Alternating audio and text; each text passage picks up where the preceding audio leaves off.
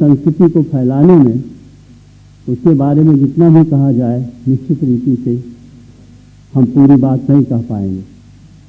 और हमारे बीच में इमामों के इमाम मौलाना उमर इलियासी साहब, जो ऑल इंडिया ऑर्गेनाइजेशन ऑफ इमाम के सदर हैं, और बहुत सारे ऐसे काम कर रहे हैं जिसके बारे में मैं आगे भी चर्चा करूंगा।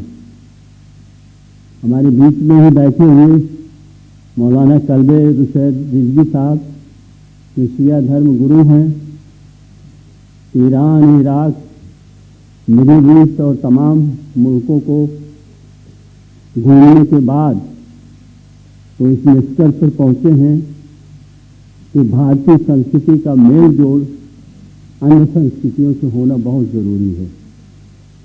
हमारे बीच में धर्माचार्य गुप्तेश्वर पांडे जी हैं, जो पहले डीजीपी रह चुके हैं बिहार में, और उसके बाद आध्यात्म की ओर इनका रुझान हुआ और अब निश्चित रीति से एक बहुत बड़ी आध्यात्मिक शख्सियत है। इसी ढंग से मंच पर तमाम विराजमान जितने भी मूर्धन्य सुधी जन यहाँ पर मौजूद हैं, उन सबको वंदन, उन सबको अभिनंदन और उन सबको नमन। और नमन आपको, जो उत्तर प्रदेश, बिहार, पंजाब, हरियाणा, दिल्ली, महाराष्ट्र, केरला, आंध्र प्रदेश, कर्नाटका, कहां कहां से आप आए हैं। कभी कभी संख्या उतनी महत्वपूर्ण नहीं होती जितना महत्व इस बात का होता है कि डाइवर्सिटी इसमें कितनी है, क्वालिटी कितनी है। आप जैसे सभी जनों का, आप जैसे चेतनाशील नागरिकों का, जिनको लोक संसद में इतना विश्वास है, आप आकृष्ट होकर के आए, उसके लिए आपका बहुत बहुत आभार। मित्रों, 75 साल आजादी के हो चुके हैं और हम अमृत महोत्सव मना रहे हैं राष्ट्रीय स्तर पर। बड़ा ही शुभ मुहूर्त है जिसमें लोक संसद का पहला कन्वेंशन हो रहा है। शुभ इसलिए कि बड़ा पवित्र महीना है, संवत्सर की शुरुआत हुई और साथ ही साथ रमजान मुबारक का महीना, और ये देखिए कि दोनों साथ साथ शुरू हुए और उसी दौरान हमारा ये पहला कन्वेंशन निश्चित रीति से जितनी भी ईश्वरीय ताकतें हैं उनको प्रसन्न करेगा। बहरहाल बहुत सारी बातें करनी हैं, लेकिन एक बार भारत भूमि को प्रणाम करूंगा। गायन्ति देवा किल गीत कानि, धन्यास्तुते भारत भूमि भागे, स्वर्गा पवर्गा स्पद हेतु भूते, भवन की भूय है पुरुषा सुरत्वात्। आप जिस भारत भूमि के पुत्र और पुत्रियां हैं, उस भारत भूमि के गुण, उसकी स्तुति देवताओं ने की है और इंसानों के साथ रस किया है कि हम यहां पैदा हों। इसलिए आप सभी को प्रणाम। बात आती है कि जिस मकसद के लिए हम यहां इकट्ठा हुए हैं, आखिर में ये लोक संसद है क्या? अमृत महोत्सव का उद्घाटन करते हुए प्रधानमंत्री नरेंद्र मोदी जी ने कहा था कि आजादी के दौरान हमारे स्वतंत्रता संग्राम सेनानियों ने जिन विचारों, जिन संकल्पों और जिन लक्ष्यों को लेकर के आजादी हासिल की है, उसी आलोक में हमें आगे बढ़ना है। इसको कहना न होगा कि लोक संसद का मकसद भी वही है। और पिछले 75 सालों में हमने क्या खोया है, क्या पाया है, जो आज का विषय है, तो निश्चित रीति से समय का अभाव भी है। 75 साल 5 मिनट 10 मिनट में नहीं होते। हिंदुस्तान का इतिहास है और आजादी के बाद का इतिहास है। लेकिन मैं 2 मिनट में आपको बताने की कोशिश करूंगा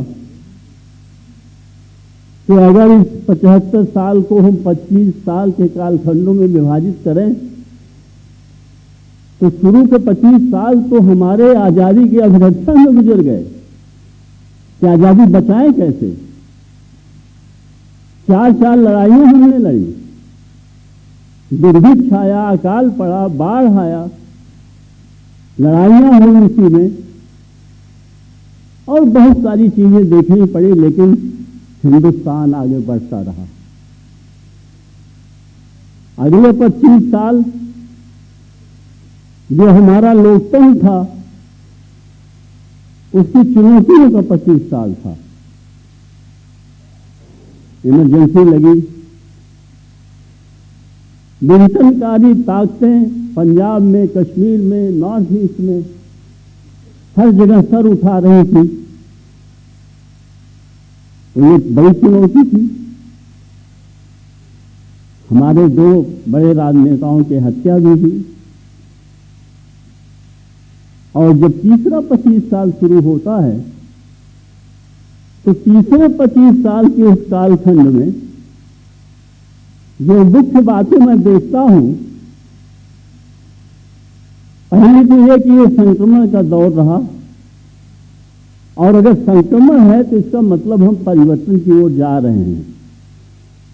संक्रमण तभी होता है जब तरक्की होती है, प्रगति होती है, आप आगे की ओर देखते हैं, तब संक्रमण काल होता है। और इस संक्रमण में संकट भी आया कोरोना को लेकर के। लेकिन ये जो 3 धाराएं थी, पहला तो आर्थिक उदारवाद, और इस आर्थिक उदारवाद से कोई अछूता नहीं रहा। दूसरी धारा थी लोकतांत्रिक विकेंद्रीकरण की, और जो सत्य थी, जो पहले समझा जाता था कि केवल केंद्रीय सरकार में निहित है, वो सत्य धीरे धीरे पंचायतों तक पहुंची। और वो लोकतांत्रिक विकेंद्रीकरण का दौर चला। हमारी पंचायतें एम्पावर हुई। 73rd 74th constitutional amendment. और एक तीसरी धारा चली सामाजिक सशक्तिकरण की। अब इन तीनों धाराओं को देखिए। सामाजिक सशक्तिकरण का मतलब नारियों का सशक्तिकरण, पिछड़ी जातियों का सशक्तिकरण, और